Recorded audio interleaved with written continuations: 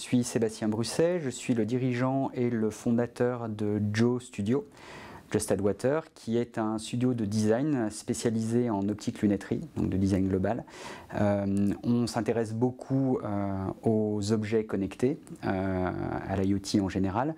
Et à ce titre, on a organisé avec le Silmo l'exposition Silmo Next et qui visait à mettre en lien, en lumière, des acteurs plutôt de l'électronique avec le monde traditionnel de la lunette, ses fabricants, son réseau de distribution. Donc la lunette Raptor d'Everysight, c'est une lunette qui est dédiée au monde du cyclisme avec une fonctionnalité très forte qui est une fonctionnalité en fait d'affichage en réalité augmentée de différentes informations, différents paramètres et surtout de vos performances avec un savoir-faire énorme dans l'affichage d'informations en ce qu'on appelle en visée tête haute. Donc une visée tête haute, c'est finalement l'affichage d'informations en surimpression sur de votre champ visuel. C'est une information que vous n'êtes pas obligé d'aller chercher à un endroit, ni sur votre montre, ni sur un écran, un dispositif ailleurs, positionné ailleurs, mais c'est une information qui vient vraiment s'ajouter. Le but, c'est de jamais quitter la route des yeux.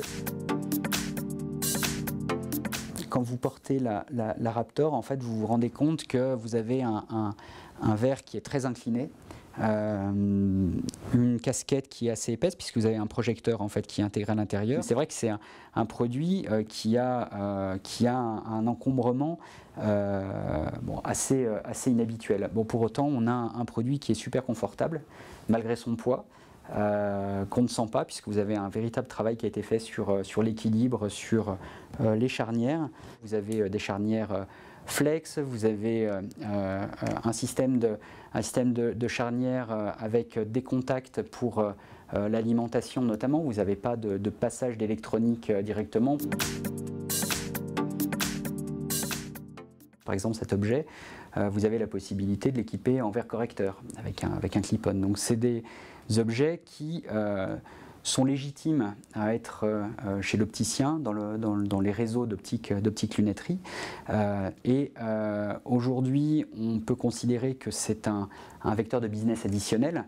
Et demain, probablement, on peut considérer même que ce sera un des gros pans du business principal.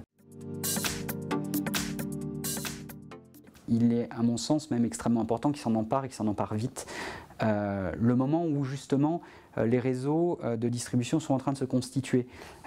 C'est pas une fois que le réseau est constitué et que finalement le produit a trouvé son marché qu'il sera temps de venir s'y intéresser parce que les sociétés qui lancent ces produits-là ont aujourd'hui des réseaux de distribution digitaux qui sont très solides et que donc à partir du moment où ils auront commencé à distribuer via ces réseaux-là, ça risque d'être plus difficile de les amener dans des réseaux physiques.